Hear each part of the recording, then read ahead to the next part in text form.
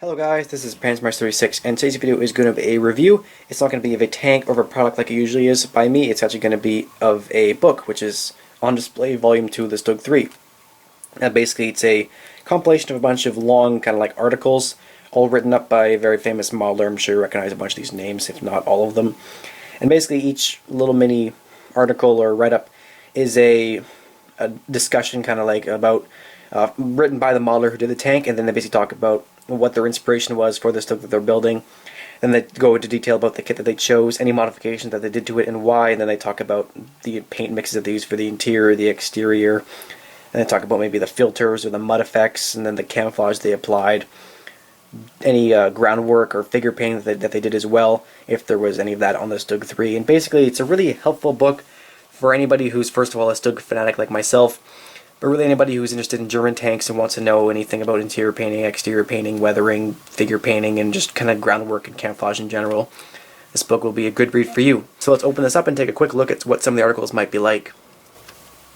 So here, this is Michael Rinaldi's StuG 3 Aus B. If you've read the Tank Art series, the first Tank Art book, he talks about this a little bit when he goes into detail about whitewashing and stuff like that. So this is, well, if you read that book, you know this is a beautiful tank, and he's gone into lots of detail about the actual hairspray chipping techniques in that book.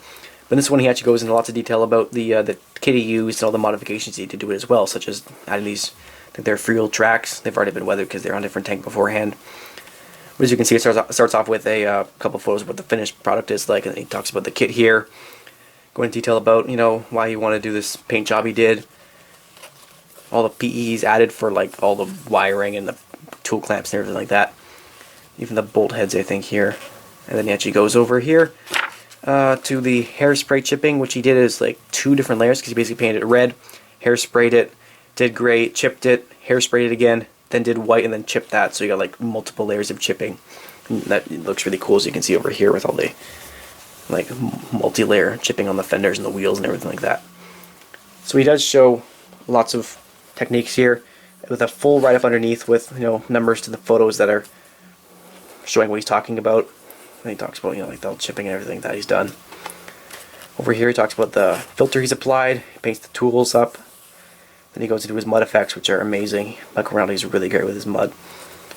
And then after this he goes into a little bit of oil rendering. Tank Art covers oil rendering a lot because Michael Rinaldi, like, he just loves oil rendering. He does such a great job of it. And at the end here we have some photos of what the finished product is like and a quick conclusion about what their thoughts were about it.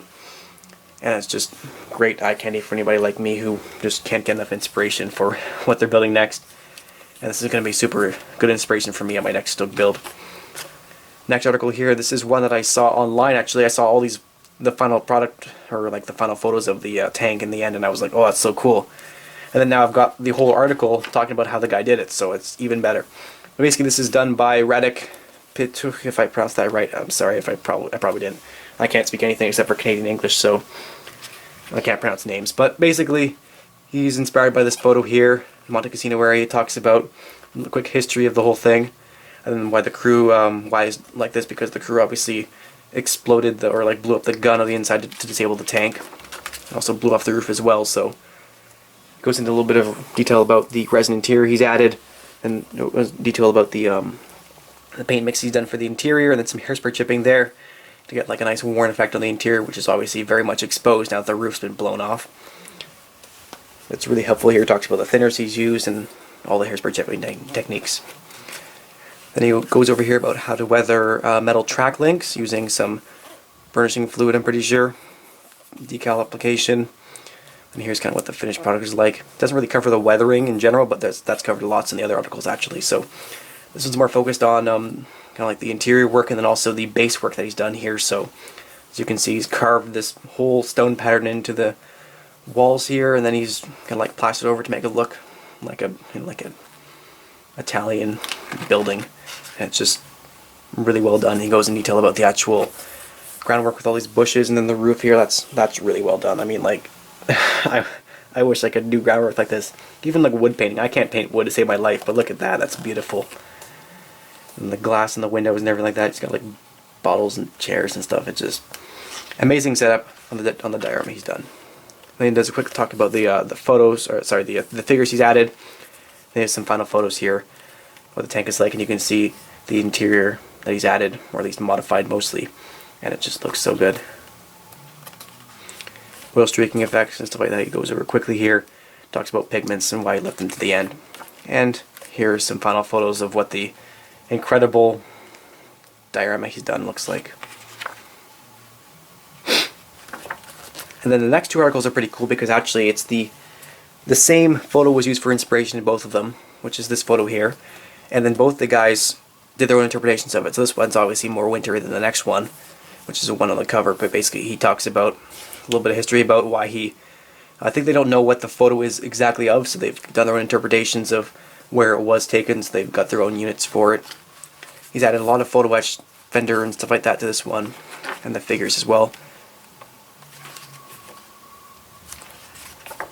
And he talks about actually the snow effects and stuff like that.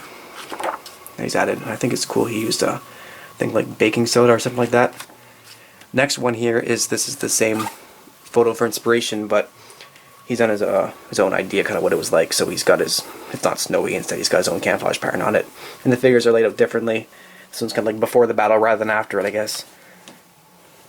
And then here he talks about actually doing the ATAC resin Zimmerit set, which looks incredible because waffle Zimmerit is the best thing that's ever happened to a StuG 3.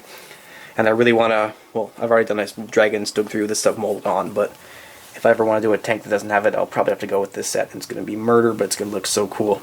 He's like chipped it with his own tools and everything like that because it looks pretty perfect when you first stick it on, and obviously Zimmerit was pretty worn away in combat.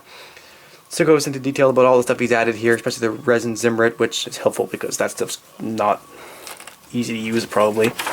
I've never used it, but I assume it's quite difficult because it's just like a huge resin slabs and it's going to be pain, but I can't work with resin very well.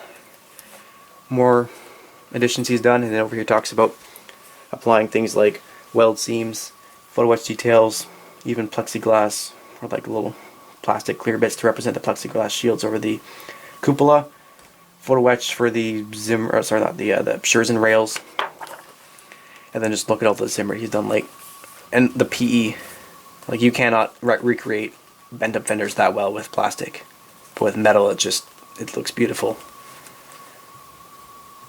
I also like these exhaust things he's got on there, which I've never seen before. They're cool, but I don't know exactly what they are. I have to look that up. That's cool.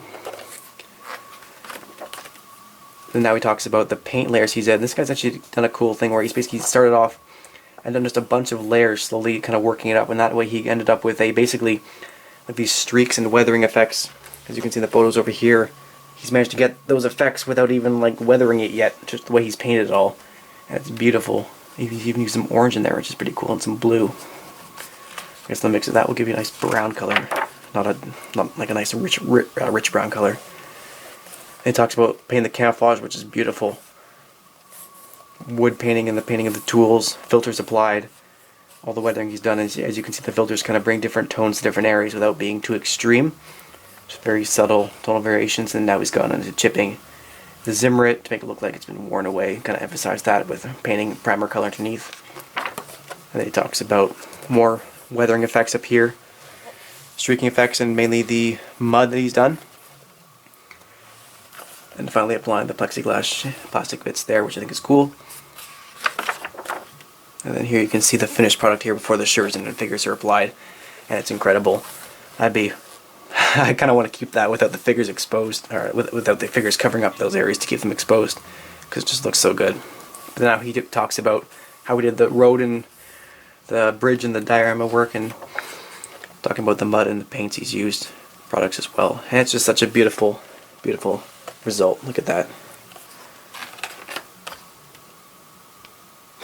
That's incredible work. So I thank you all for watching this quick, hopefully it was quick, I don't know how long it was, but this little kind of like look inside the box, but not a box, it's a book. So kind of hope to do more of these book reviews in the future if this was good. If you have any comments about how I can make this better, I just kind of like went through and told you my thoughts about it.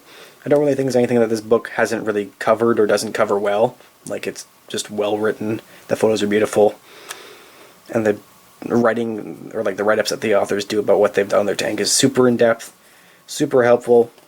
I couldn't improve this book if I wanted to. So thanks for watching, guys. Hope you enjoyed the video, and as always, happy modeling. This is Pansmice 36, and goodbye.